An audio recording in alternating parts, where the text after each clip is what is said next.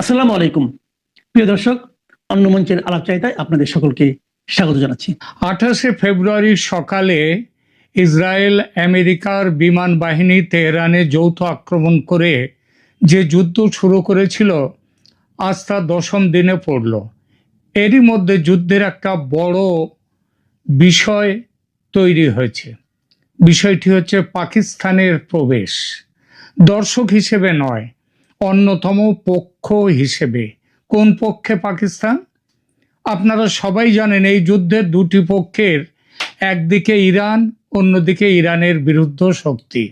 এই বিরুদ্ধ শক্তির মধ্যে আছে প্রত্যক্ষভাবে ইসরায়েল এবং আমেরিকা, আর এই বিরুদ্ধ শক্তির সহযোগী শক্তি হচ্ছে সৌদি আরব, সংযুক্ত আরব আমিরশাহী, কুয়েত, বাহরিন সহ এক গাদা আরব দেশ, যাদের পরিচয় আমেরিকার স্যাটেলাইট বা উপগ্রহ বা সহযোগী হিসেবে।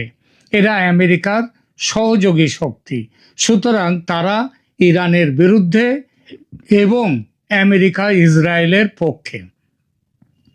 খবর যেটা এসেছে সেটা হলো সৌদি আরবের ডাকে পাকিস্তান এই যুদ্ধে অংশ নিতে রাজি হয়েছে বন্ধু সৌদির সমর্থনে। তাহলে ব্যাপারটা দাঁড়ালো কি? পাকিস্তান এই যুদ্ধে প্রত্যক্ষভাবে অংশ নিচ্ছে সৌদি আরবের হয়ে, মানে আমেরিকার হয়ে, মানে ইসরায়েলের হয়ে। কার বিরুদ্ধে লড়াই করবে? ইরানের বিরুদ্ধে। আশা করি এই জোটবন্দি নিয়ে কারো কোনো প্রশ্ন নেই। আর এবার বলি সংবাদের উৎস সম্পর্কে। আল জাজিরা সমেত বিশ্বের একাধিক মেইনস্ট্রিম মিডিয়া খবর দিয়েছে সৌদি আরবের সঙ্গে প্রতিরক্ষা চুক্তির কারণে পাকিস্তান ইরান বিরোধী সংঘাতে জড়িয়ে পড়ার স্পষ্ট ইঙ্গিত দিয়েছে। আর সেই ইঙ্গিতের মূল উৎস পাকিস্তানের পররাষ্ট্রমন্ত্রী ইসাক দার।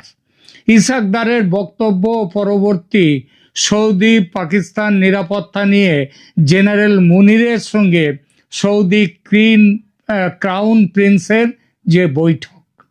আল জাজিরা 7ই মার্চ 2026-এ এক প্রতিবেদনে বলেছে, ইসাক দার সেনেট সেশন ও প্রেস ব্রিফিংয়ে সৌদির প্রতি পাকিস্তানের ডিফেন্স অব্লিগেশন বা প্রতিরক্ষা যে বাধ্যবাধকতা তার উল্লেখ করেছেন।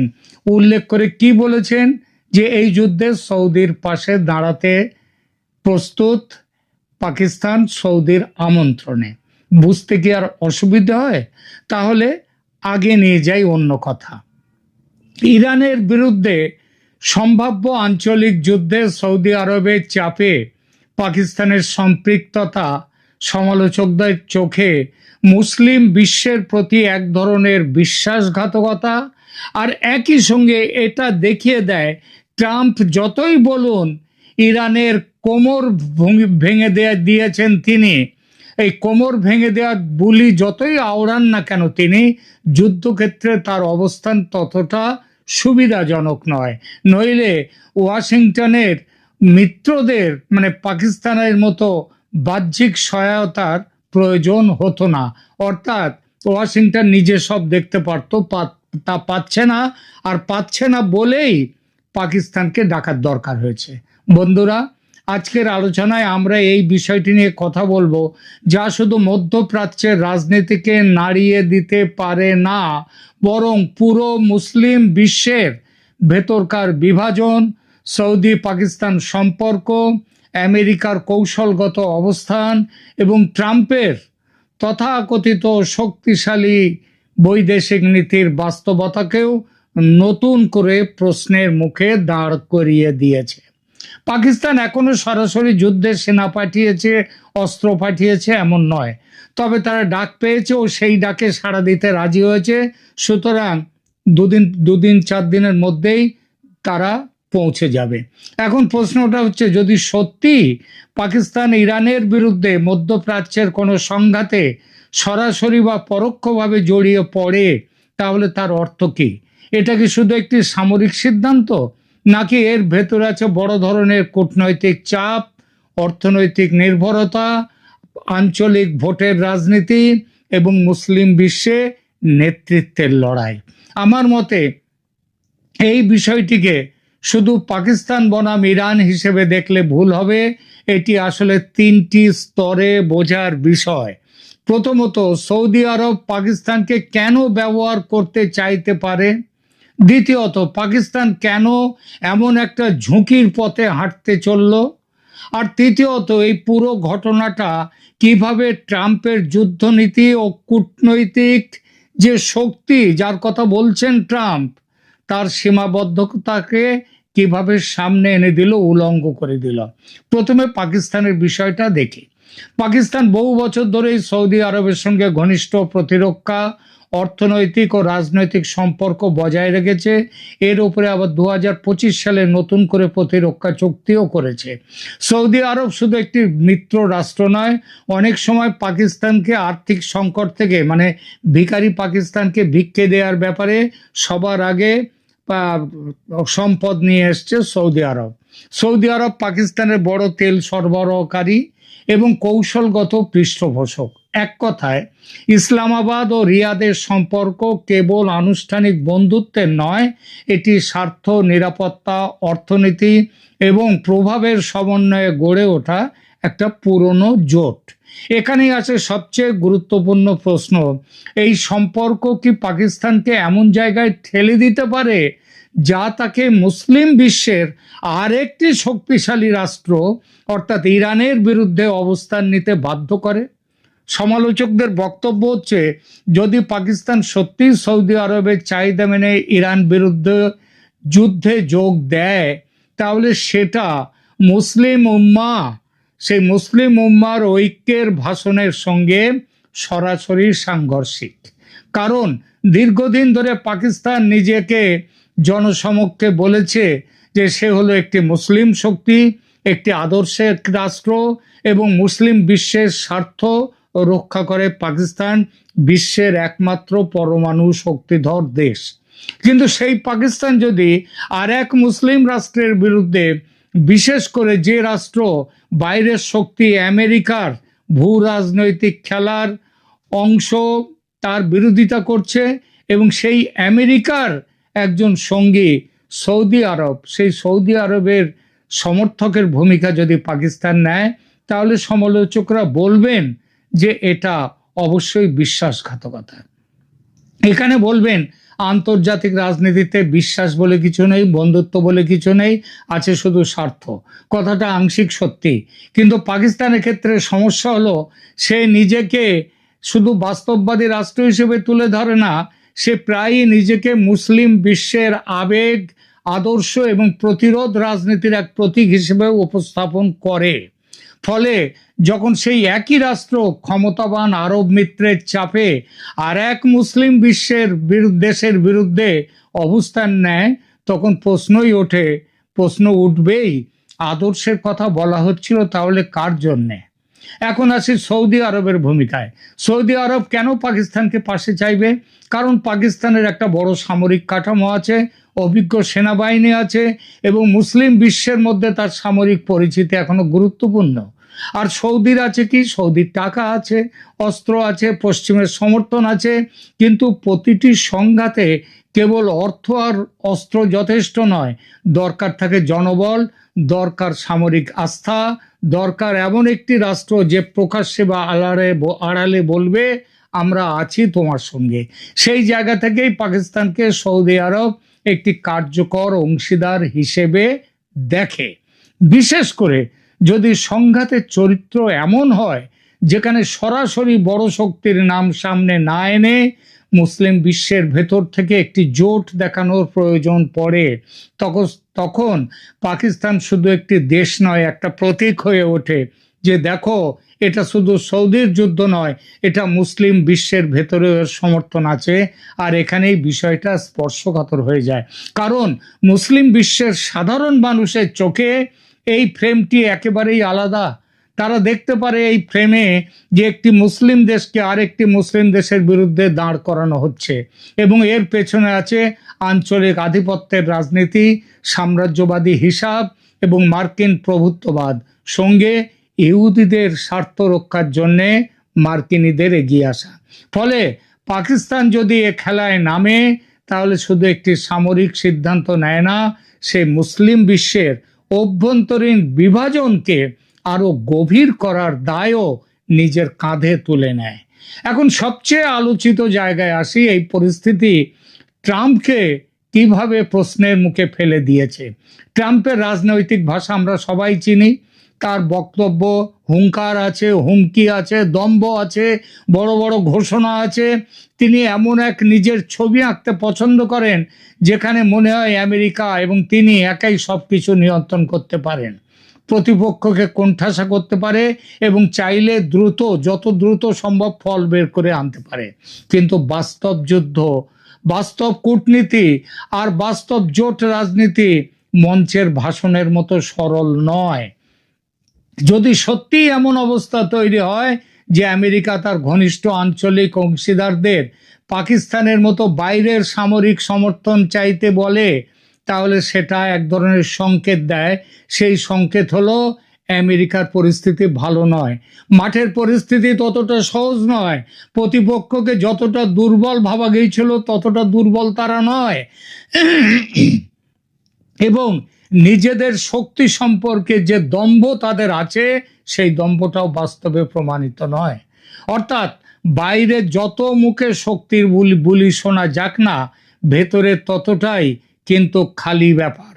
এবং এইখানেই পাকিস্তানকে দরকার পড়েছে। এক কথায় বললে, সত্যিকারের শক্তিধর পক্ষকে বারবার অন্যের কাঁধ খুঁজতে হয় না।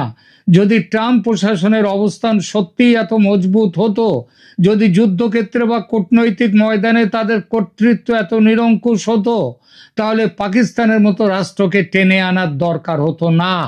এই দরকারটাই দেখিয়ে দেয় যে ট্রাম্প তার যা শক্তি বলছেন আর বাস্তবে তার শক্তির যা প্রকাশ পাচ্ছে, দুটো এক জিনিস নয়।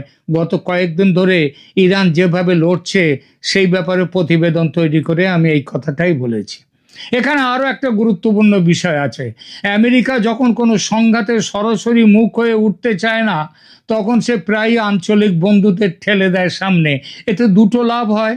প্রথমত, সরাসরি দায় কিছুটা কমানো যায়। দ্বিতীয়ত, সংঘাতকে স্থানীয় সংঘাত বলে তাকে আলাদা করে দেওয়া যায়, যেন এটা বাইরের শক্তির আমেরিকার চাপ নয়। কিন্তু সমস্যা হলো, এইসব কৌশল মানুষ কিন্তু ধরেও ফেলে খুব তাড়াতাড়ি। মানুষ বুঝে যায় যে কেন পাকিস্তানকে ডাকা হচ্ছে, পাকিস্তান কেন আসছে, আর এইসব কে কাকে সাহায্য করবে। এ কারণেই পাকিস্তানের সম্ভাব্য সম্পৃক্ততা শুধু ইসলামাবাদের সিদ্ধান্ত নয়, এটা আমেরিকার সিদ্ধান্ত। এবং সেই আয়নায় যে ছবি দেখা যায় সেটা হলো, ট্রাম্প আদৌ শক্তিমান ভাবমূর্তি যেটা দেখাচ্ছে আদৌ তা নয়, বরং উল্টোটা দেখা যাচ্ছে। অতিরিক্ত উচ্চকণ্ঠ প্রশাসন, নিজের ক্ষমতা নিয়ে বড় বেশি বুকনি, অথচ অন্যকে ডাকতে হচ্ছে লড়বার জন্যে। পাকিস্তানের জন্য এই পথ মোটেই সহজ নয়, কারণ তার নিজের দেশেও এই প্রশ্নে বড় ধরনের বিরোধিতা তৈরি হতে পারে এবং শুরু হয়ে গেছে। পাকিস্তানের ভেতরে শিয়া জনগোষ্ঠী আছে। শুধু শিয়া কেন, যে কোনো সাধারণ মুসলমান, সে যে পক্ষেরই হোক না কেন, যে পন্থেরই হোক না হোক, শিয়া হোক, সুন্নি হোক কিংবা অন্য যাই হোক না কেন, ইসরায়েল আমেরিকা জোটের বিরুদ্ধে সমস্ত মুসলমান। তারা ইরানের পক্ষে। এছাড়া ইরানের সঙ্গে পাকিস্তানের দীর্ঘ সীমান্ত আছে, বেলুচিস্তান প্রশ্ন আছে, আফগান ভূ রাজনীতির চাপ আছে।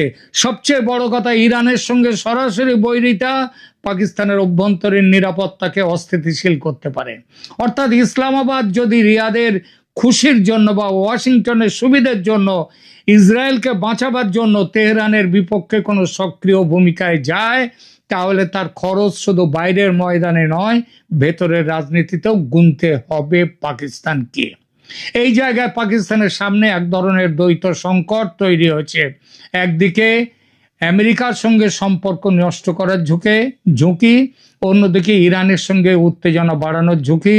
একদিকে আর্থিক ও কূটনৈতিক লাভ সৌদির সাথে, আমেরিকার সাথে, অন্যদিকে আদর্শিক অবস্থান ও আঞ্চলিক স্থিতিশীলতার শক্তি। আর এই দুইটোই সংকট দেখিয়ে দেয় পাকিস্তান কোনো স্বাধীন কৌশলগত সুপার পাওয়ার নয়, সে হচ্ছে বড় শক্তি আর ধনী মিত্রদের ভাড়া করা পুতুল। যেমন নাচাতে চাইবে তেমন নাচবে। এবার মুসলিম বিশ্বের দৃষ্টিকোণ থেকে বিষয়টা দেখি। বহু সাধারণ মানুষ, বিশেষ করে যারা ফিলিস্তিন, ইরাক, সিরিয়া, লিবিয়া, ইয়েমেনের অভিজ্ঞতা দেখেছে, তারা আর এখন আর আমেরিকার ওই বহু ব্যবহৃত নিরাপত্তা দেব আমরা, স্থিতিশীল রাখবার জন্য যুদ্ধ দরকার, এসবগুলোকে বিশ্বাস করে না। তারা জানে এসব যুদ্ধের আড়ালে আছে আমেরিকার প্রভাব বিস্তারের লড়াই, সম্পদ ও রুট নিয়ন্ত্রণের হিসাব এবং রাজনৈতিক আনুগত্য তৈরি করার পরিকল্পনা। সেই অভিজ্ঞতার জায়গা থেকে দেখলে পাকিস্তানের এমন কোনো ভূমিকাকে দুনিয়ার কোনো মুসলমান তারা সমর্থন করবে না। তারা একে ঘৃণা করবে পাকিস্তানকে। কারণ মুসলিম বিশ্বের মানুষ এখন খুব স্পষ্টভাবে একটি প্রশ্ন করে, যখন মুসলিমদের ওপর আঘাত আসে তখন এত ঐক্যের ডাক কোথায় থাকে? আর যখন এক মুসলিম রাষ্ট্রের বিরুদ্ধে আর এক মুসলিম রাষ্ট্রকে দাঁড় করানোর দরকার হয়, তখন এত দ্রুত সামরিক জোট কিভাবে তৈরি হয়ে যায়? এই প্রশ্নের উত্তর সহজ নয়, কিন্তু প্রশ্নটি বৈধ। আর এই বৈধ প্রশ্নের মুখোমুখি পাকিস্তানকে দাঁড়াতেই হবে। আমি মনে করি এই পুরো ঘটনাটার সবচেয়ে বড় শিক্ষা হলো, মধ্যপ্রাচ্যের যুদ্ধ কখনো শুধু মধ্যপ্রাচ্যের নয়, এটা দক্ষিণ এশিয়ায় প্রভাব ফেলছে, মুসলিম বিশ্বের জনমতকে বদলে দিচ্ছে, আঞ্চলিক জোটকে পুনর্গঠিত করছে এবং বড় শক্তির আসল চেহারাটাকে খুলে ধরেছে। তাই পাকিস্তান যদি ইরান বিরোধী কোনো সামরিক ফ্রেমে ঢুকে পড়ে এবং যদি সৌদির পাশে দাঁড়িয়ে যুদ্ধে নামে, তাহলে সেটা শুধু একটি সামরিক পদক্ষেপ নয়, এটা দীর্ঘমেয়াদী রাজনৈতিক অবস্থান, যার মূল্য অনেক বড় করে পাকিস্তানকে কিন্তু চোকাতে হবে।